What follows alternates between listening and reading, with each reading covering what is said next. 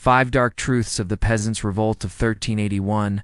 What happens when the poorest, most powerless people in a kingdom finally rise against their rulers? In the summer of 1381, England witnessed a rebellion so shocking that it shook the foundations of medieval society. Known as the Peasants' Revolt, it was not simply a tax protest, it was an explosion of anger, fear, and desperation from the very people who had been ignored for centuries. But here's the question. Was this truly a fight for freedom, or just a doomed rebellion that ended in blood? Behind the romantic idea of peasants marching on London lies a far darker truth. Villages burned, nobles were slaughtered, and ordinary men and women were swept into a storm they could never control. In this video, we reveal 5 dark truths of the Peasants' Revolt of 1381 realities that expose the misery, betrayal, and brutality hidden beneath the surface of this famous uprising. From secret promises broken by the crown to the merciless punishments that followed, these truths will forever change how you see one of history's most infamous revolts. So, do you dare to step into the chaos and discover what really happened when the peasants rose against their lords? Dark Truth 1. It all began with a tax that broke the poor. At the heart of the Peasants' Revolt lay a single spark, the infamous poll tax. In 1381, England's rulers demanded that every man and woman, no matter how poor, pay the same amount of money to the crown. For peasants already crushed under feudal dues, hunger, and endless labor, this was more than unfair, it was impossible. Families who could barely afford bread were now expected to pay as much as wealthy merchants. But the injustice went deeper. This was not the first poll tax. It was the third in just a few years. Each time the government promised relief, and each time the burden returned heavier. The tax collectors, armed with authority and violence, prowled through villages, shaming families who could not pay, and seizing what little they owned. Rumors spread of collectors humiliating women during invasive searches, fueling rage that boiled over into open defiance. This was the moment when desperation became rebellion. Ordinary villagers who had endured hunger and misery for generations suddenly saw no future but resistance. The poll tax did not just demand money, it demanded dignity. And when dignity was stripped away, the peasants rose, transforming fear into fury. The Peasants' Revolt was not born from ambition or greed, but from a tax so cruel it shattered the fragile balance between survival and despair. Dark Truth 2. The march on London, once the spark was lit, the flames spread faster than anyone could control. From the villages of Kent and Essex, tens of thousands of peasants, artisans, and even some disillusioned townsfolk gathered under makeshift banners. Their leader, Wat Tyler, gave the revolt a voice, but it was the fury of the people that gave it unstoppable force. Together they began the March on London, a journey that terrified nobles and clergy alike. The march was not a silent procession. Manors were stormed, tax records burned, and hated officials dragged into the streets.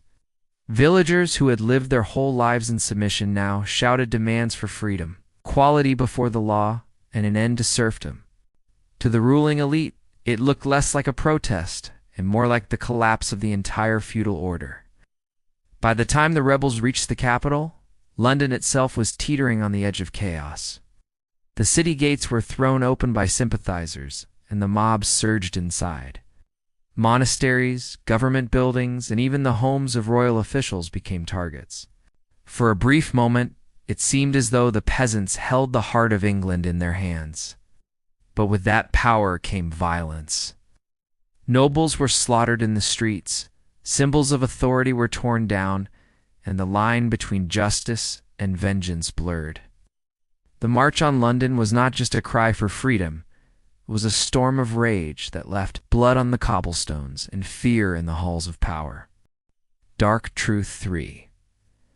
The king's betrayal. For a moment, it seemed as if history might bend in the peasants' favor. When the rebels confronted the young King Richard II at Mile End, he appeared calm, even sympathetic. He promised to abolish serfdom, to reduce unfair rents, and to grant freedom to those who had suffered under the crushing weight of feudal rule. Two peasants who had known nothing but oppression, these words sounded like salvation. Many began to believe that justice at last was within their grasp. But behind the king's soft words lay a trap. Richard was only 14 years old, surrounded by advisors who had no intention of surrendering their wealth or power. The promises he made were not oaths of reform, but tactics of delayment to cool the fury of the mob until the crown could regain control. Some rebels dispersed, believing the struggle was won, while others pressed further, storming the Tower of London and executing hated officials like the Archbishop of Canterbury. When the final confrontation came at Smithfield, Wat Tyler was struck down in front of the king.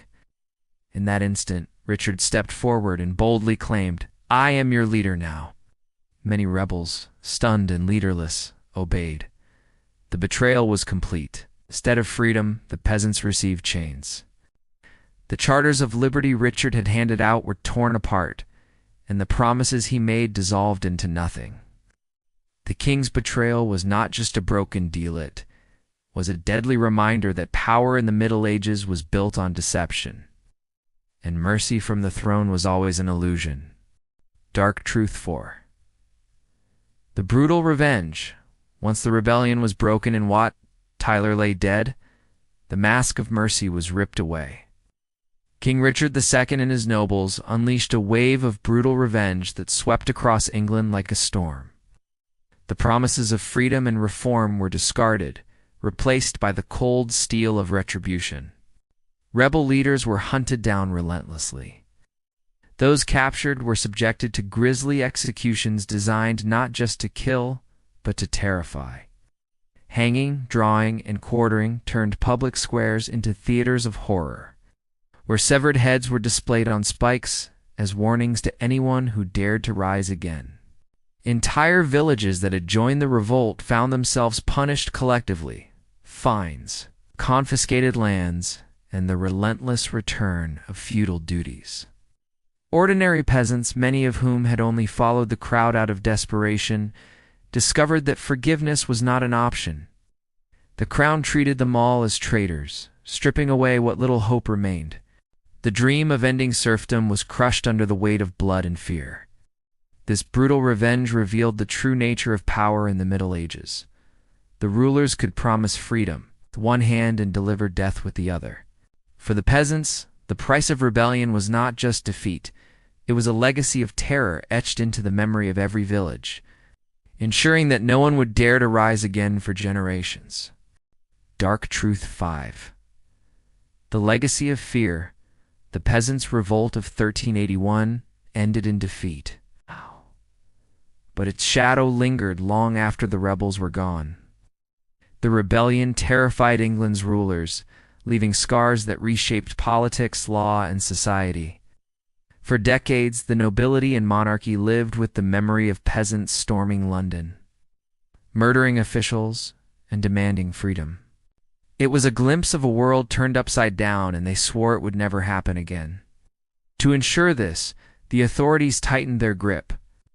Laws were passed to restrict wages, bind workers more firmly to the land, and crush any hint of collective resistance. The dream of ending serfdom was silenced by fear, and peasants learned that even whispering about rebellion could lead to the gallows. Yet beneath the surface, the revolt had planted a dangerous idea, that the powerless could rise, that kings were not untouchable. For ordinary people, the legacy was one of despair and caution. Families remembered the executions, the betrayals, and the false promises. Generations grew up knowing that defiance meant death. But at the same time, the revolt's memory simmered like an embery, minding the poor that their suffering was neither invisible nor eternal. The Peasants' Revolt may have failed in 1381, but its legacy lived on as both a warning and an inspiration. It was a story written in blood and fear, a lesson that rulers used to terrify and rebels used to dream. The Peasants' Revolt of 1381 was more than a tax rebellion. It was a glimpse into the raw struggle between power and survival. We've uncovered 5 dark truths. The crushing burden of the poll tax, the furious march on London, the false promises of a king, the brutal wave of revenge, and the chilling legacy of fear that echoed for generations. Together, they reveal a Middle Ages where the powerless dared to rise, only to be betrayed and broken. Yet, even in failure, the revolt left a mark. It showed that peasants were not voiceless shadows, but a force that rulers feared. It exposed the cruelty of the feudal system and the fragility of royal promises. Most of all, it reminds us that history is not just about kings and castles. It is about ordinary people who risked everything for a chance at justice. As we close this chapter, ask yourself, what does it take for the powerless to challenge the powerful, and at what cost? The peasants of 1381 paid with their lives, but their defiance still whispers across the centuries. If you found this journey into the shadows of history thought-provoking, don't forget to like this video, subscribe to Whispers Through Time, and ring the bell for more forgotten truths. The past is full of dark stories and, together, we will keep uncovering them.